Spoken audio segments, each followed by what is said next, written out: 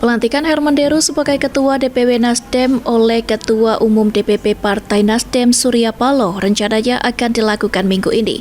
Selain Surya Paloh, sejumlah pengurus Partai Nasdem Sumatera Selatan yang baru juga akan dilantik oleh Surya Paloh.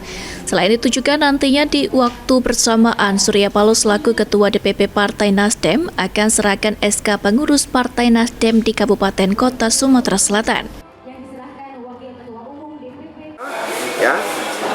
Jam 9 pagi kita akan melangsungkan prosesi pelantikan DPW Partai Nasdem Sumatera Selatan, termasuk juga pelantikan sayap dan badan yang ada di bawah DPW Partai Nasdem Sumatera Selatan, berjumlah 9 sayap dan badan yang langsung akan dilantik oleh Ketua Umum DPP Partai Nasdem Kakak Haji Surya Paloh.